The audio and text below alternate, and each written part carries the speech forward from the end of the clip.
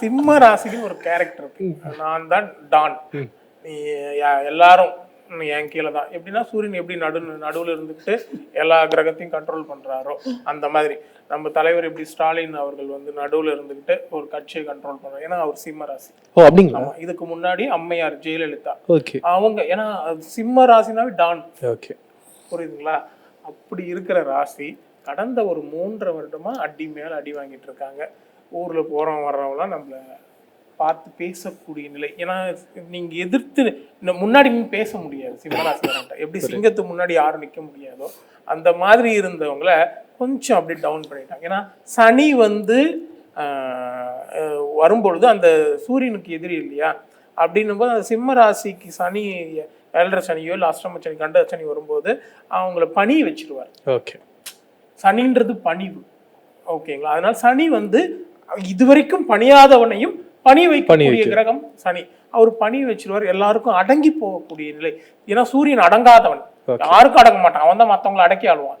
அப்படி இருக்கிற ஒரு ராஜாவை மற்றவங்களுக்கு இறங்கி போறது, மற்றவங்களுக்கு பணிஞ்சு போற நிலையை கொண்டு வந்துருவார். அந்த நிலையில தான் இப்போ சிம்மராசிக்காரங்க இருக்காங்க. அதே நேரத்துல தொழில் உத்தியோகத்துல எல்லாம் பயங்கர பிரச்சனைகள் இருக்கும், குடும்பத்துல பிரச்சனை நெருக்கடிகள் இருக்கும். இப்போ 12ஆம் இடத்துல குரு வரும் பொழுது அதனுடைய தாக்கம் கொஞ்சம் அதிகமாகும். ஏன்னா ஏற்கனவே ஜென்ம கேது. இதனால வந்து இந்த காலகட்டம் அந்த அளவுக்கு சரியான காலகட்டம். அதனால உடனே யாரும் பயப்படக்கூடாது. ஏன்னா எல்லாருக்குமே வருங்க. சிம்மராசிக்காரங்கள் இன்னொரு நாள் அடுத்த தடவை வந்து கன்னிராசிக்காரங்களுக்கு வரும். ஸோ இது நேச்சர். ஆனா அவங்களுடைய தனிப்பட்ட ஜாதகம் ஸ்ட்ராங்கா இருந்ததுனா அவங்க அது ஒரு பெரிய விஷயமே கிடையாது. ஏன்னா நீங்க அவரு முதல்வர் ஸ்டாலின் அவர்களுடைய ஜாதகம் பார்த்தீங்கன்னா டிசம்பர் வரைக்கும் ராகு புத்தி நடந்துட்டு இருந்தது. அது வரைக்கும் அவருக்கு அந்த அஷ்டமச்சனியும் கண்டகச்சனியும் வேலை செய்யல. இந்த டிசம்பருக்கு அப்புறம் தான் அதோட தாக்கமே காமிக்குது. அது ரியலாவே பார்க்கலாம் நம்ம.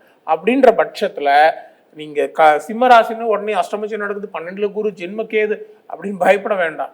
நரசிம்மர் ஆஞ்சநேயர் வழிபாட ரெகுலரா வச்சுக்கோங்க. யாரும் நரசிம்மனையும் ஆஞ்சநேயரையும் ரெகுலரா வழிபடவங்களை இயற்கை சீற்றமே ஒண்ணும் பண்ணாது. சூப்பர்.